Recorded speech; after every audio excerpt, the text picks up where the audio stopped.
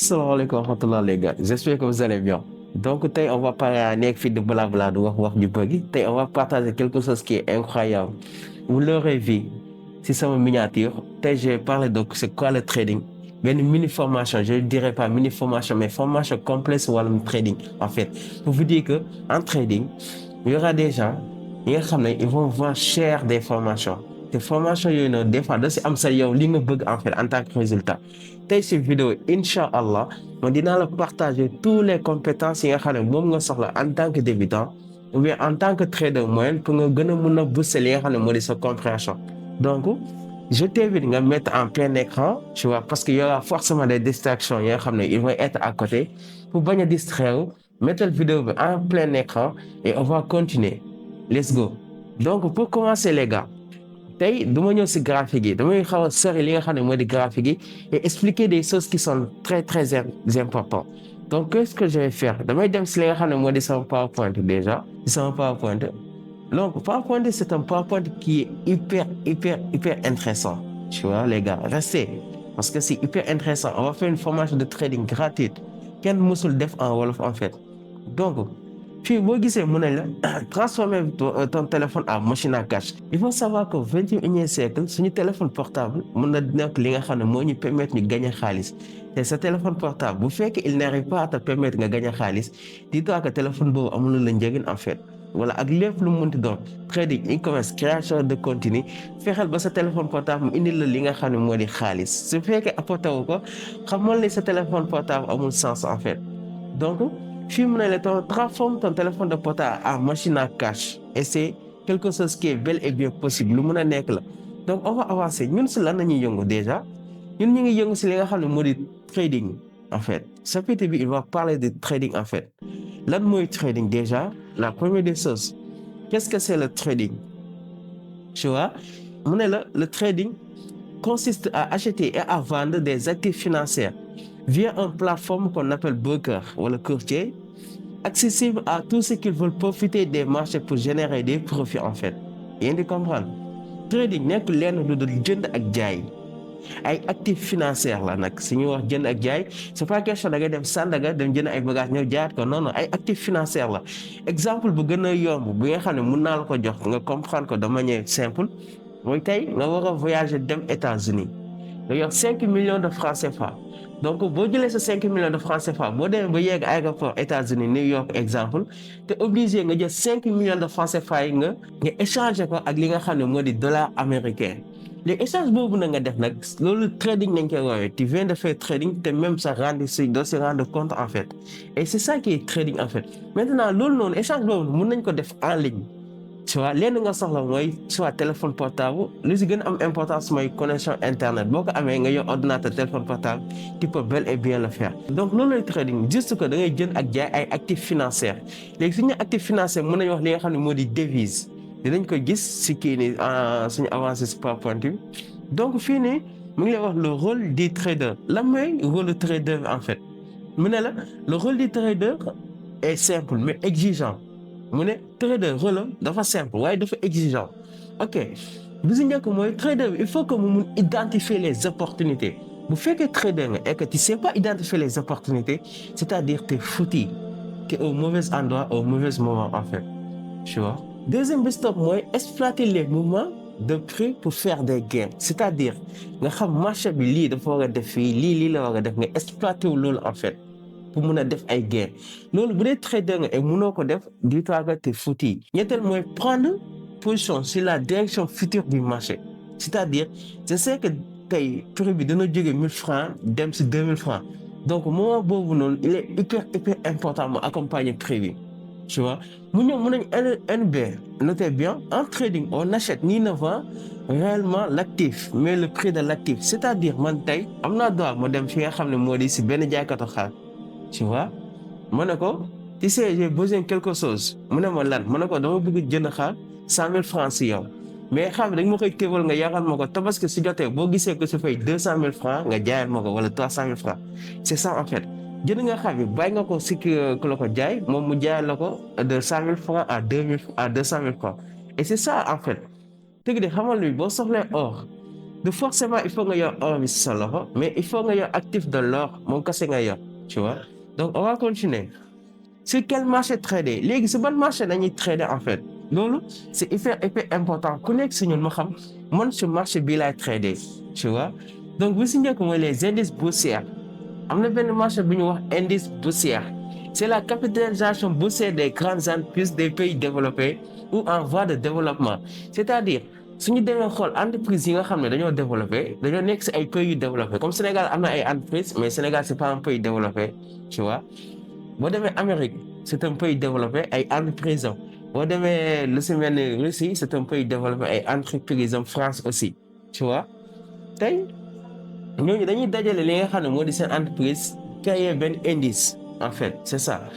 ñu joxe exemple tey boo demee États-Unis am nañ li ñuy wax S&P 500 les S&P 500 c'est-à-dire dañoo dajale 500 plus grandes entreprises yu nekk au niveau des États-Unis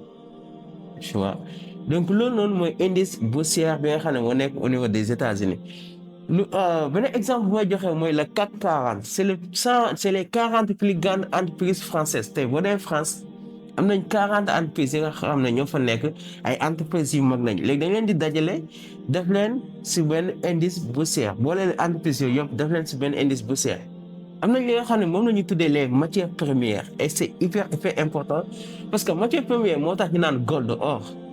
am na pétrole am na gaz loolu aussi mun nañ ko trader mun nañ ko jënd mun nañ ko jaay comme ni ñu neexee si marché boursier bi dañu am li nga xam ne moo di crypto-monnaie lan mooy crypto-monnaie je pense que loolu noonu ñu bëgg seen léegi xam nañ crypto-monnaie lu si mel ni bitcoin crypto-monnaie la crypto-monnaie benn moyen virtuel la bi nga xam ne moom day nekk sa portable mais doo ko mën a téye du loo xam ne dañ koy téye en fait dafay mel ne mu ne xaalis bi nga xam ne mi ngi si sa compte yooyu xaalis boobu noonu mun nga ko déplacer jënd si la neex mais xaalis boobu noonu dañ koy gis ay chiffres la waaye mënoo ko téye en fait à moins que nga retirer ko tu vois crypto-monnaie nag boo ko retiré di nga mën si jot xaalis mais moom si boppam doo ko mën a jot en tant que monnaie en fait waaye lu si neex mooy crypto-monnaie tey boo ko dugalee tey mun na yéeg comme mun na wàcc c'est ça l'avantage par contre li nga xam ne moo di Wave boo si dugalee 100 000 francs boo demee 100 ans boo ñëwaatee 100 000 francs nga fay fekkat en fait donc dañuy jógee foofu ñu dem si les indices synthétiques boobu jàngul ma si taxaw parce que boobu c'est pas intéressant ay les boom crash yooyu noonu suñu jógee foofu dañu am les actions à entreprise yi entreprise bu si mel ni Facebook mën nga jënd action du ko jaayaat Google wala Apple mi nga xam ne moo di defar iPhone tey wala iPhone entreprise bu koy defar mi ngi tudd Apple moom mu nga jënd action du ko jaayaat léegi ñun marché bu ñu gën a intéressé mooy marché bi ñu naan Forex boo déggee Forex mooy lépp li nga xam ne xaalis la monnaie la li si mel ni devise la en fait maanaam si gàttan devise li si mel ni franc CFA devise la boo demee marché Forex dañ koy trader mais malheureusement ñun suñu franc CFA nekk fa am na dollar le dollar américain États-Unis xaalis bi ñu utiliser wala euro en fait boo demee Europe seen monnaie bi ñu utiliser wala livre sterling lu nga xam ne moo nekk Angleterre tu vois am na yen japonais am na le yuan chinois aussi loolu yëpp ay xaalis yi nga xam ne dañ koy utiliser léegi ñun marché Forex mooy marché bi nga xam ne moo ñu gën a intéressé te marché boobu la ñuy gën a concentré wu tey donc dañuy ñëw si chapitre 2 mu ne ñu qu'est-ce que c'est le Forex en fait lan mooy Forex donc on va avancer chapitre 2 bi fii mu ne le Forex Forex est égal à foreign en fait dañoo gis jël ñaari mots foreign ak exchange ñu boole ko mu joxe Forex tu vois marché boobu c'est l'endroit où les devises s'échangent en continu c'est-à-dire foofu noonu dañuy échanger monnaie yi seen biir te day continuer en fait avec des prix qui bougent chaque seconde c'est-à-dire chaque seconde prix bi day bouger du yem benn place mun na jar $1 mun na doon 500 francs nga ñëwaat tuuti mu jagaat 600 francs day bouger en fait day yem benn place donc le trading Forex fii nii mu ne la consiste à acheter une devise et vendre l'autre simultanément mu ne le fait que ngay trader li nga xam ne moo di Forex da ngay jënd benn devise damay jënd franc CFA en même temps damay jaayala li nga xam ne moo di dollar américain tu vois simultanément en fait mooy en même temps donc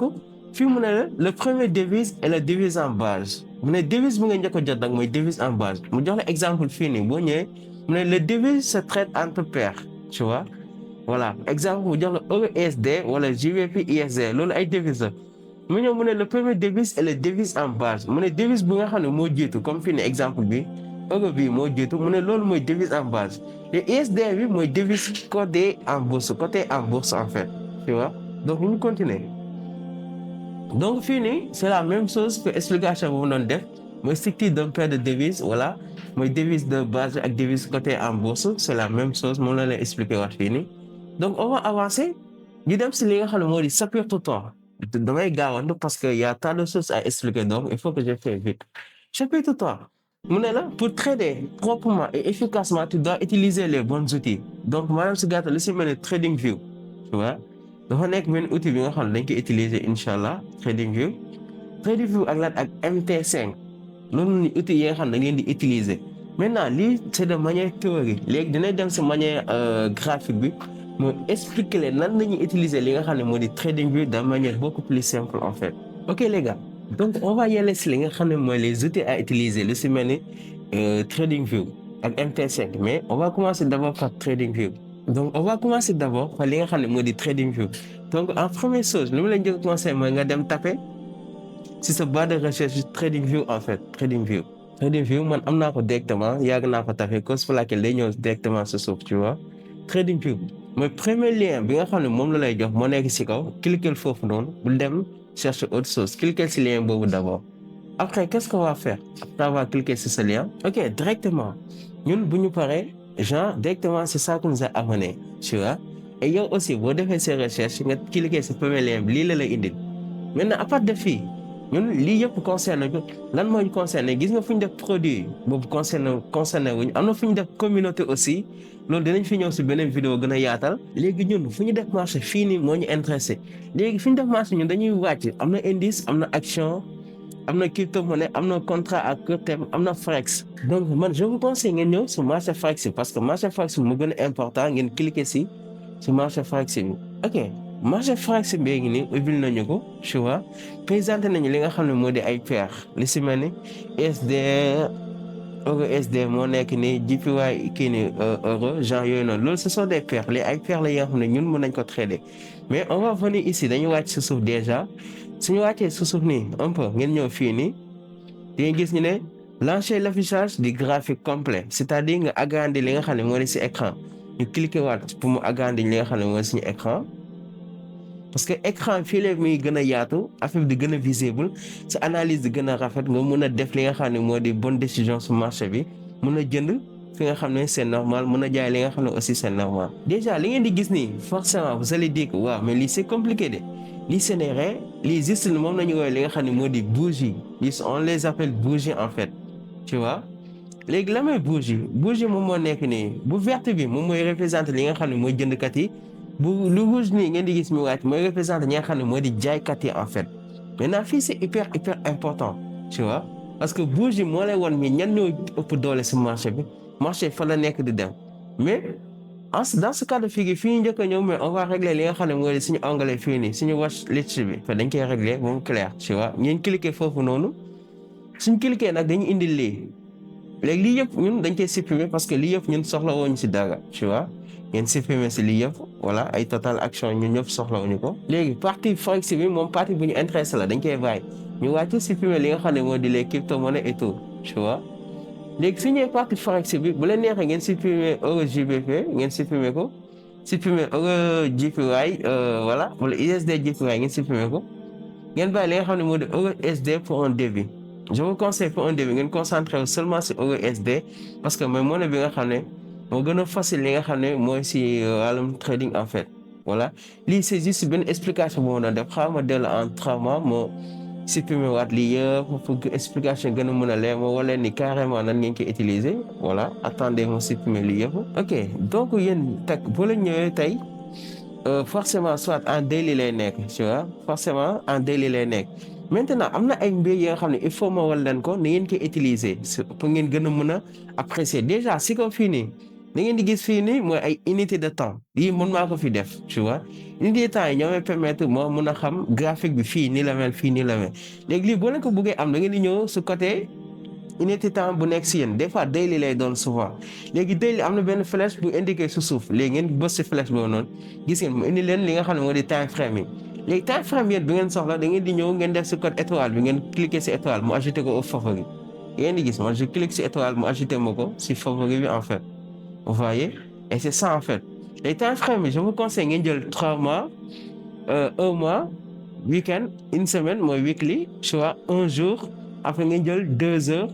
ngeen jël 4 heures 3 heures 2 heures 1 heure après ngeen ñëw si 45 minutes jël li nga xam ne moo di 30 minutes 15 minutes 10 minutes bu la neexee mën ngeen ko sauter ngeen jël 5 minutes jël 3 minutes jël 1 minute en fait tu vois c'est intéressant 2 minutes mën ngeen ko sauter parce que 2 minutes pour nga am ko il faut nga jël mode payante bi te ñun soxla guñu pour l'instant mode payante bi léegi suñu jógee foofu noonu am na li nga xam ne aussi dañ koy soxla mu ngi féete en haut à gauche si kaw à gauche en fait moom mooy nekk nii tu vois moom mooy nekk nii léegi su ma ñëwee fii nii la laay soxla mooy point bi man moom moo arrangé point bi laay jël am na koo xam ne moom coche bi moo ko arrangé am na koo xam ne démonstration moo ko arrangé donc moom day def démonstration am na koo xam ne flèche bi la bëgg moom day cliquer si flèche bi tu vois man gis ngeen point bii ni may déplacé nii moom point bi laa coché moo tax su ma jógee sa point bi damay ñëw si li nga xam ne moo di les lignes de tendance les lignes de tendance su ma ñëwee ligne de tendance bu nekk si kaw kase laay soxla moo nekk nii moom kase laay soxla moo coché ko tu vois su ma ko coché tak day apparaître su suuf fi dañ koy gis immédiatement su suuf moom moo nekk nii tu vois su ma ko ajouté au favori su ma jógee foofu ma dem si troisième colonne bi ma ñëw fii nii nga tracement de Fibonacci dama koy soxla ma coché ko outil boîte à gants aussi da ngeen koy soxla ngeen ajouté ko au favori boo leen jógee foofu bu leen neexee ngeen ñëw si quatrième colonne bi mais fii doo leen fi soxla dara si quatrième colonne bi donc dañuy ñëw si cinquième colonne bi si je me trompe pas am na position longue ngeen ajouté ko au favori position short wala courte aussi ngeen ajouté ko au favori boo leen jógee foofu doy na pour un début vous êtes des débutants loolu kese ngeen di soxla léegi affaire mi ngi nii li nga xam ne mooy suñu time frame léegi li ngeen di gis si kaw fii nii moom mooy li nga xam ne moo di prix bi en fait actif bi prix bi moom moo nekk nii moom ngeen di gis nii tu vois loolu lay prix actif bi léegi su suuf fii nii dañu am li nga xam ne moo di temps bi donc fii nii gis ngeen flèche fii nii lii ngeen di gis fii chiffre gi mooy prix bi en fait prix de l'actif tu vois suñ jógee foofu aussi dañuy am li nga xam ne moo di flèche bu dem sa suuf lii moo indiqué date actif date bi voilà et tout tu vois donc ce sont les deux choses hyper importantes yi nga xam ne dama ko war a souligner je pense que c'est bon tu vois léegi lii mooy trading view maintenant dinaa leen woon nan la ñuy defee analyse si beneen vidéo bii di ñëw donc on va y aller aussi les MT5 outil MT5 nan lañ koy utiliser en fait. ok les gars donc on va venir MT5 ak suñu li nga xam ne moo di MT5 suñu téléphone nan lañ koy utiliser déjà li su njëkk mooy da ngay dem Apple Store wala Play Store nga tapé MetaTrader 5 en fait tu vois attends ma xool sama kii ni MT5 Apple Store iPhone laa yor donc man Apple Store lay doon donc forcément yéen normalement dafa war a doon voilà Play Store wala Apple Store bu dee iPhone nga yor Apple Store bu dee Android nga yor Play Store nga tapé li nga xam ne moo di MetaTrader 5 ma tapé Meta gis ngeen Trader 5 man indi na ma ko directement donc moo nekk nii vu que man am naa ko ba pare y a pas de souci tu vois am naa ko ba pare sama téléphone donc damay dem sa application si boppam moom moo nekk nii ngeen di gis tu vois ma bës fii nii am naa MetaTrader 4 am naa MetaTrader 5 mais MetaTrader 5 bi c'est beaucoup plus intéressant ma bës si MetaTrader 5 bi tu vois déjà bu la gisee dama placé benn buy limit 2 positions am na sell limit am na buy limit mais lii yëpp intéressé wuñu tu vois bu si njëkk mooy yow da ngay ñëw cotation tu vois cotation léegi yow da ngay jël li nga xam ne moom nga soxla da ngay ñëw forex bii ko forex moo ñu intéressé dañuy ñëw marché forex bi standard ñu ñëw paire mineur wala majeur ñun paire majeur yi moo ñu intéressé ñu sélectionné paire majeur yi léegi paire majeur yi ban moo ñu si intéressé EURUSD moom moo nekk noonu sélectionné naa ko tu vois sélectionné naa ko ba pare yeneen aussi mun nga leen sélectionné mais EURUSD yow point début moom nga war a njëkk a concentré wu nga sélectionné ko tu vois boo leen ñëwee gis sama graphique EURUSD moom moo nekk nii en fait sama graphique bi maintenant su ma jógee foofu lan laay def damay leen di wan nan la ñuy jëlee position tu vois pour jël position déjà EURUSD moom moo nekk nii sama graphique léegi bu jógee graphique ma dem trade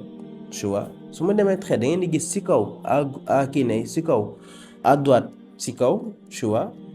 en haut à droite da ngeen di gis forcément benn croix bi ñu fa def léegi croix boobu moom ngay bës en fait tu vois comme tey ma wax leen sama graphique benn affaire bu intéressant vu que def naa sama analyse ba gis ne sama graphique marché bi su ñëwee fii damay jënd tu vois comme exemple sama graphique bi xam naa naa defal capture d'écran bi ngeen gis tu vois ma ne ok marché bi su ñëwee moment bii nii qu'est-ce que je vais faire je vais acheter fii nii ngeen di gis marché bi su ñëwee daa leen defal capture d'écran bi voilà fii nii marché bi su ñëwee fii nii man damay jënd attends ma supprimer bi ma defal leen capture d'écran voilà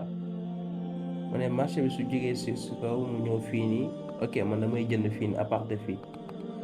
de fii man damay jënd marché bi gis ngeen léegi damay ñëw ma jël sama outil de longue moom moo nekk outil de longue tu vois moom laa jël moom moo nekk nii vu que ajouté naa ko favori ba pare position longue ma jël ko teg ko nii wax maa leen di wax mais enregistré écran bi déjà sama position de longue ma appliqué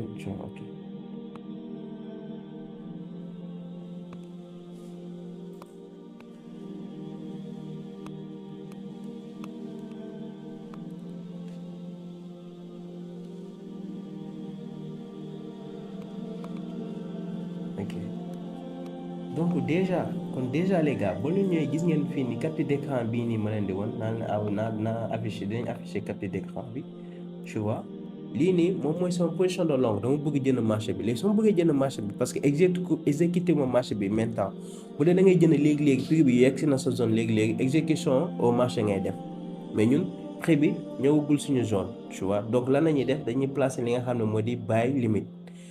boo gisee moom moo nekk si kaw maanaam si gàttal dama naan MT5 prix bi su ñëwee ba fii nii jëndal voilà foofu jëndal en fait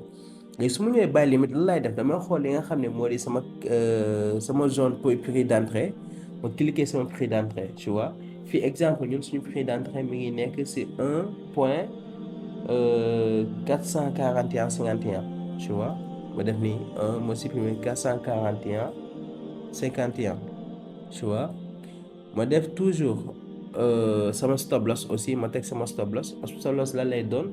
1.441,13 1.441 ma def 13 sama teg profit mooy lan 1.448 ma def ni 1.448,26 léegi à partir de fii léegi damay choisir sama lot mais man je vous conseille fii ba li choisir lot ngeen choisir ay 0.1 0.01 bu dee débutant nga wala nga choisir 0.1 kase nii tu vois parce que bu dee débutant nga mënagoo ni ñuy calculer lot te si beneen vidéo incha allah dinaa la expliquer nan la ñuy def ba calculer say lot en fait booy jël position tu vois léegi boo dugalee lii yëpp fan ngay bës da ngay bës placer loolu mooy buy limit nga def placer en fait tu vois boo ko placer moom da lay placer ordre bi directement comme dans ce cas de figure gis nga ordre bi placer na ma ko directement tu vois. voilà donc damay supprimer ordre bi parce que voilà ordre bi di nga xam ne dama ko bëgg jël dama koy supprimer voilà donc noonu la ñuy utiliser li nga xam ne moo di MetaTrader 5 en fait voilà boo ñëwee fii di ngeen am historique seen historique de MetaTrader 5 mu ngi nii tu vois voilà et c'est hyper important aussi les gars donc c'était ça pour la vidéo d'aujourd'hui donc ñu joxe dig daje ba benn yoon merci.